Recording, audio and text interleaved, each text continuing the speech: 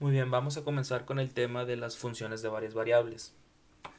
Pero para aprender muy bien este tema, para entenderlo mejor, necesitamos tener claro el concepto del dominio y el rango de la función. El dominio ya saben que son los valores que puede tomar las variables independientes. En este caso vamos a hacer un ejemplo en donde tengamos una función de tres variables, donde x y y son variables independientes y z es mi variable dependiente. Entonces el dominio está ligado a las variables independientes y el rango está ligado a la variable dependiente, en este caso la z. Entonces yo tengo aquí el problema y me dice que z es una función de x, y que es igual a 1 sobre xy menos 4, todo eso elevado al cuadrado. Como estamos ante una división, yo voy a tener problemas al momento de evaluar esta división si el denominador me da 0. Entonces yo tengo que agarrar mi denominador y esto tiene que ser diferente de 0, ¿verdad? ¿Por qué? Pues porque no, si yo evalúo aquí, por ejemplo, 2 por 2 me da 4 menos 4, 0, y 1 entre 0 no está definido, ¿verdad? Entonces, si yo despejo aquí, voy a tener que x por y debe ser, perdón, diferente de 4 positivo. Entonces, yo solamente voy a tener problemas al momento de evaluar mi función si se cumple esto, ¿no? Por lo tanto, el dominio de mi función, que lo tenemos que poner como una notación de conjuntos, porque ahora es el conjunto que va a cumplir las x y el conjunto que va a cumplir las y, sería de la siguiente forma. Abrimos corchete y usamos para todo el par ordenado x, y, elemento de R2. Esto es muy importante. R2, ¿por qué es R2? Porque si se fijan yo estoy metiendo dos valores a la función, estoy metiendo x y y, por lo tanto aquí tiene que ser R2. Si yo tuviera una función x, y, z, pues yo estaría metiéndole tres valores, entonces aquí sería R3. ¿Sí? Eso es muy importante y lo tienen que anotar de la forma correcta. Entonces como solamente voy a ver valores de x y y, pues tienen que ser elemento de R2, tal que, se usa así la línea en diagonal, tal que, pues tengo que excluir lo que me hace problema al momento de evaluar mi función, que es xy diferente de 4. Si x por y es diferente de 4, no va a haber ningún problema, yo voy a poder evaluar la función sin ningún inconveniente. ¿Ok? Ahora vamos a encontrar el rango. Como les dije, el rango corresponde a las variables independientes, perdón, dependientes, en este caso la z. Entonces la z, ¿en qué dimensión está? Pues solamente, yo no importa cuántos valores yo le meta, x, y, z o la n variables, solamente me va a regresar un valor real, ¿sí? Le puedo meter 20, pero me va a regresar 2, 3, 5, menos 1, 0.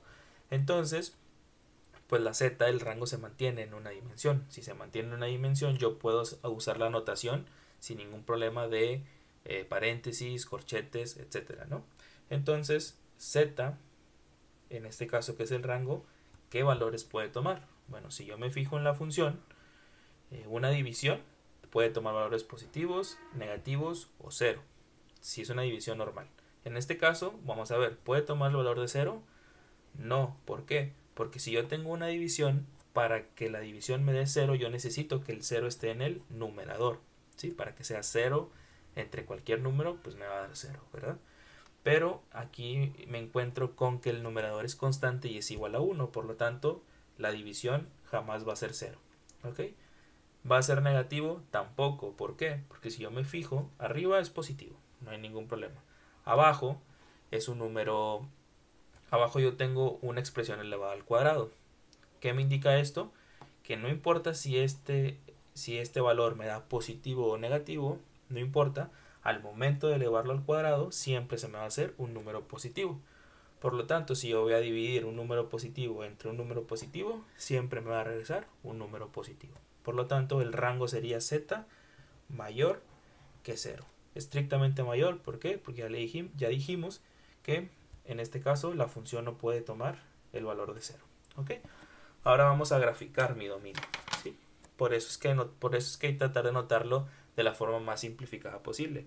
porque así yo ya me voy a poder dar una idea de cómo voy a tener que graficar el dominio. Entonces, si yo grafico mi dominio,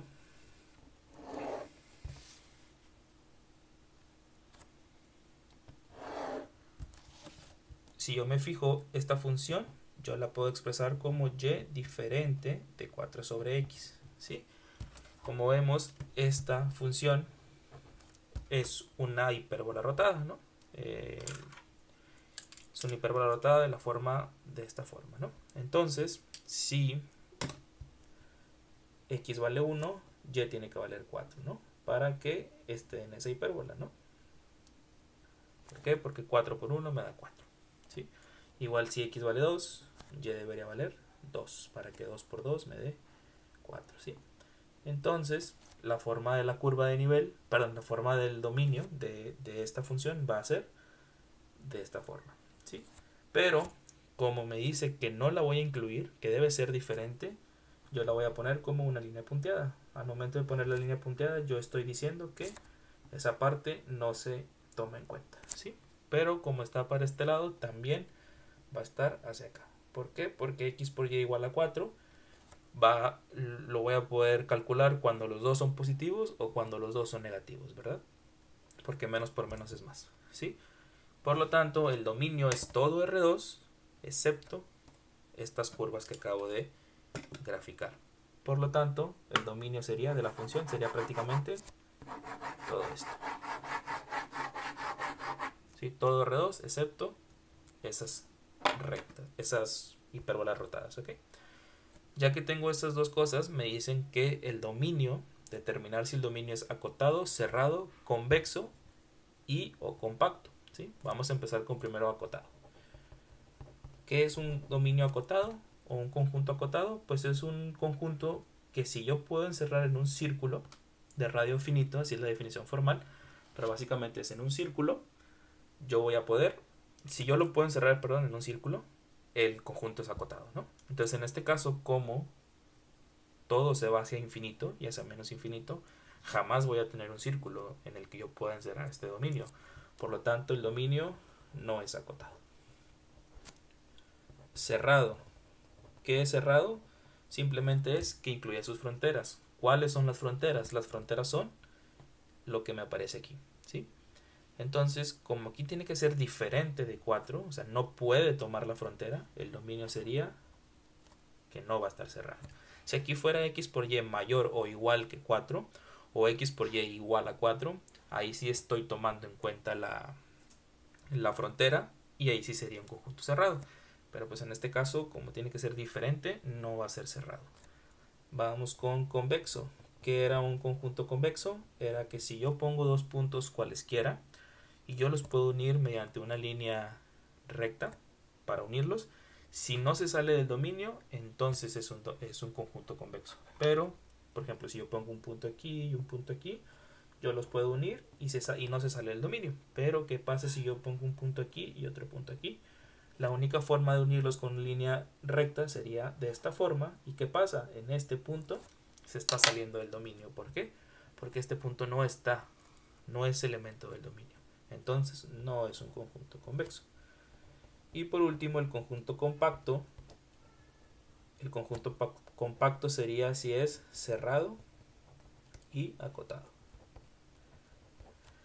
Tiene que cumplir las dos forzosamente para decir que es un conjunto compacto, pero en este caso vemos ni es acotado ni es cerrado, ¿no? Entonces automáticamente no es compacto. Si sí hubiera sido acotado, pero no hubiera sido cerrado, entonces como quiera no es compacto. Para que sea compacto se tiene que cumplir que sí sea acotado y sí sea cerrado. Entonces básicamente esto es lo que se hace para encontrar el dominio y el rango de una función. Y si te pide graficar, pues eso es lo que tendrías que hacer.